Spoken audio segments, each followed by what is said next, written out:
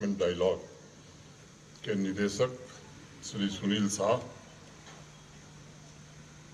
Major general S K Sharma साहब, lieutenant general R K Sharma साहब, major general Gaurav Gupta ji, brigadier Balvir Singh ji, colonel V S Mangotra ji, महोत्सव 2023 में भाग ले रहे सभी इंटरप्रेन्योर्स, वीर नारी, देवियों, सज्जनों और मित्रों, श्री सुनील शाह की अगुवाई में लीड द्वारा महोत्सव 2023 का एक अनूठा आयोजन किया गया है, जिसमें अलग अलग क्षेत्र की हस्तियों को एक जगह एकत्रित होकर इन दोनों यूनियन टेरिटरीज के विकास के नए आयाम और भविष्य के रोड मैप पर चर्चा करने का एक मंच मिला है। प्रसन्नता की बात है कि हमारे सेना से जुड़े हुए भी बहुत सारे हमारे पूर्व सैनिक, वर्तमान सैनिक, वीर नारियां यहाँ उपस्थित हैं, जिनके कारण हम खुली हवा में सांस लेते हैं, चैन की नींद सोते हैं। सक्सेसफुल इंटरप्रेन्योर्स की भी मुझे बताया गया है कि सक्रिय भागीदारी है। मैं उम्मीद करता हूं कि चाहे वो इंटरप्रेन्योर्स हों या आकांक्षी युवाओं के लिए ये कार्यक्रम प्रेरणास्पद होगा और जिस सस्टेनेबल डेवलपमेंट के लक्ष्य, जिसे हम विकास भी और विरासत भी कहते हैं, के संकल्प को पूरा करने में एक नई गतिशीलता आएगी। मुझे जो बताया गया है कि एक डायलॉग प्लेटफॉर्म है, इसलिए मैं अपनी बात लायन किंग मूवी के एक संवाद से ही करना चाहूंगा, जो शेक्सपियर की एक किताब पर आधारित है। उसका एक कैरेक्टर है मुफासा। मुफासा कहता है, Simba, everything the light touches is our kingdom. यह भाव जम्मू कश्मीर के युवाओं में देश की आजादी के बाद पैदा होने लगा है। जहां तक उनकी नजर जा रही है, वहां तक संभावनाओं से भरे परिदृश्य उन्होंने देखने शुरू किए हैं। बिना किसी बंदिश के उन्हें न सिर्फ अपने जीवन को अपनी मर्जी से जीने का अवसर मिल रहा है, बल्कि अपने सपनों को पूरा करने के अनगिनत रास्ते भी खुल रहे हैं। समाज को विकसित बनाने के लिए टैलेंट चाहिए और टैलेंट को निखरने के लिए एक स्वतंत्र और उन्मुक्त वातावरण भी चाहिए। मैं समझता हूं कि आज जम्मू का युवा ये महसूस कर रहा है, उसके लिए वैसा ही इकोसिस्टम तैयार हो रहा है।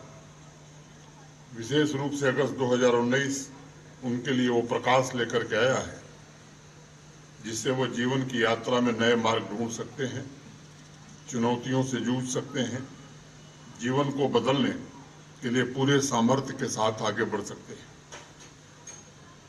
मैंने इस 2 दिवसीय महोत्सव में आयोजित होने वाले कार्यक्रमों का विवरण गौर से देखा है। आपके कार्यक्रमों में नए परिवेश की वजह से आए नए संकल्पों का रिफ्लेक्शन दिखाई पड़ता है।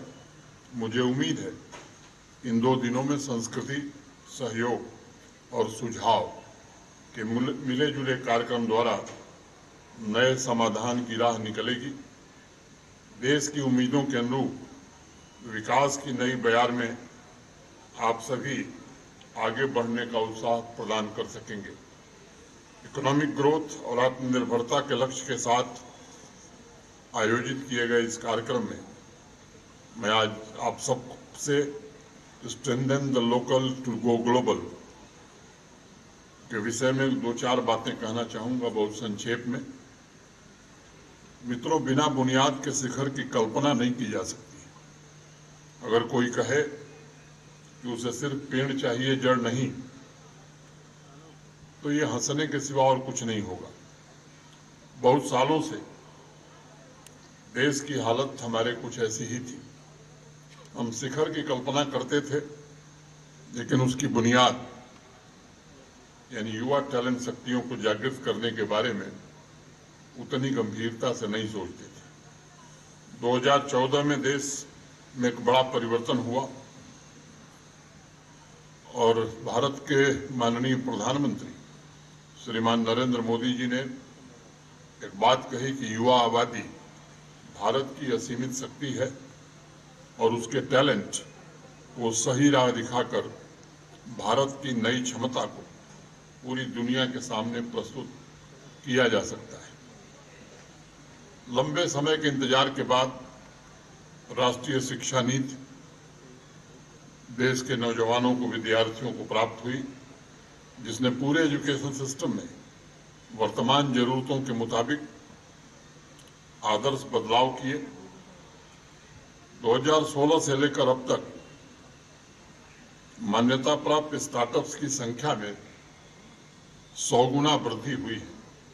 अगर मैं टेक स्टार्टअप के जरिए 23 लाख युवाओं को रोजगार से जोड़ने में भारत को सफलता मिली है, 1,37,00,000 नौजवानों की स्किलिंग करने में देश को सफलता मिली है, एम्स की संख्या में 3 गुनी वृद्धि हुई है, देश में 7 नए IIM और 7 नए IITs, 390 नई यूनिवर्सिटीज स्थापित की गई हैं।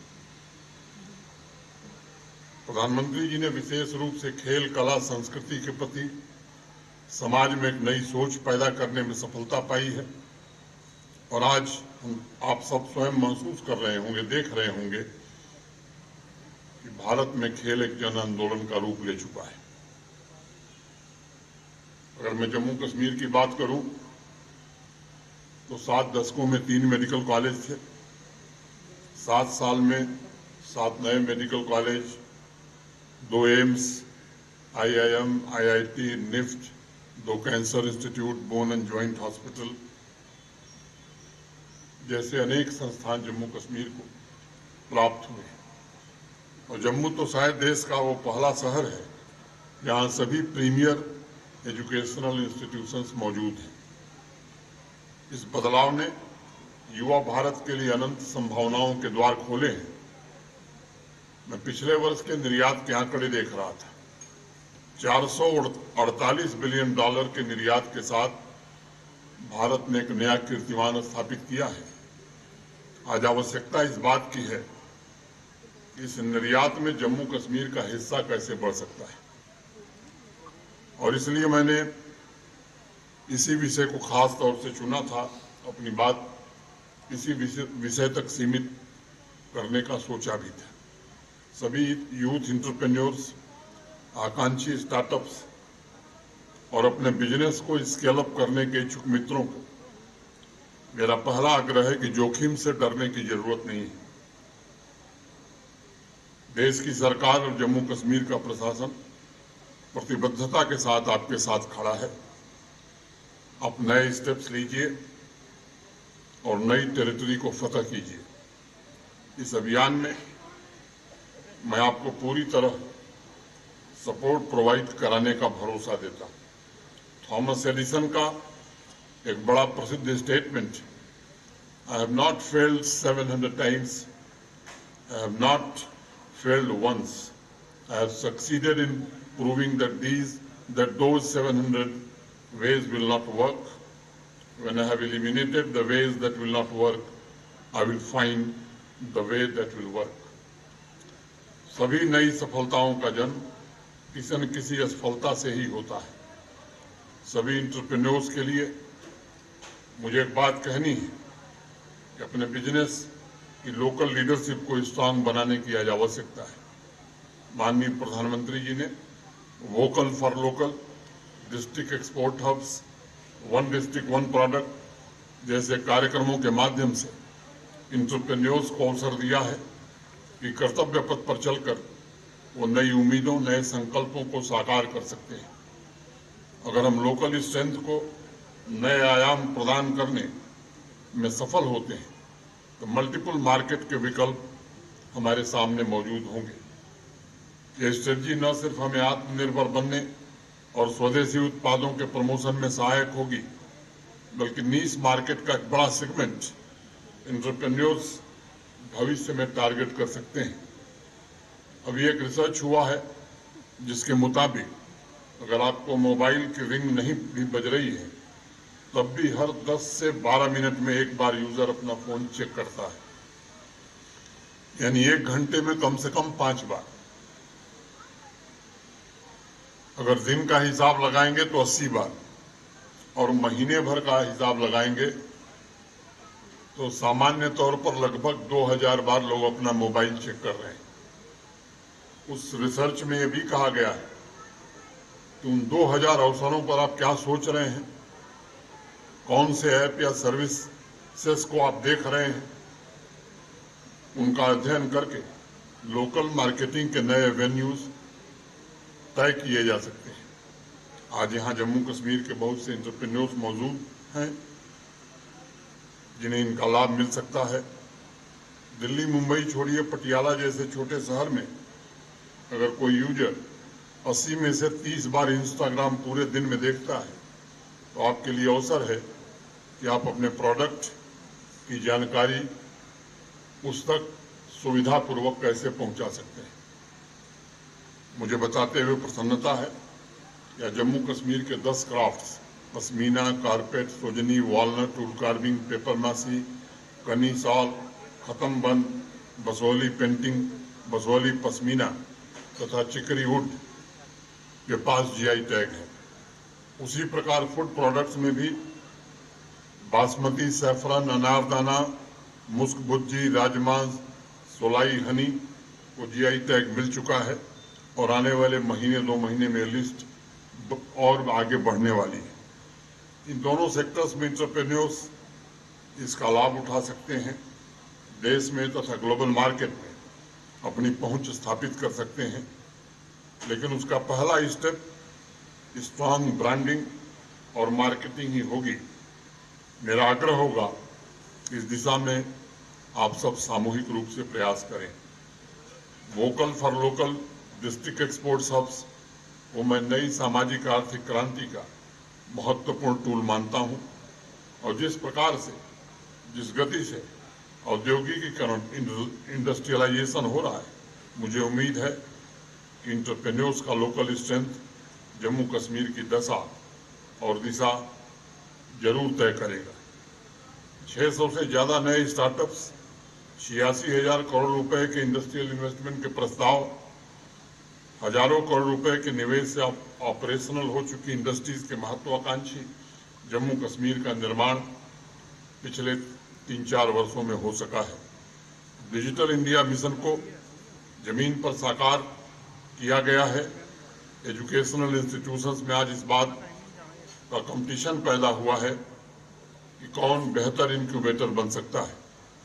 अभी पिछले महीने ही जम्मू यूनिवर्सिटी में स्टार्टअप उत्सव मनाया गया था और स्टार्टअप यात्रा के द्वारा यूनिवर्सिटी ने अगले 5 वर्षों में 500 नए स्टार्टअप शुरू करने का लक्ष्य रखा है। ऐसे ही Islamic University of Science and Technology ने पिछले महीने स्टार्टअप इकोसिस्टम को सशक्त बनाने के लिए अनेक नए इनिशिएटिव लिए हैं और सिडबी की मदद से यूथ एंटरप्रेन्योर्स को ट्रेनिंग और फाइनेंशियल सपोर्ट प्रदान करने में मदद कर रहे हैं। जम्मू कश्मीर प्रशासन से भी हैंड होल्डिंग और मेंटरिंग की सभी सहूलियतें उपलब्ध कराई जा रही हैं।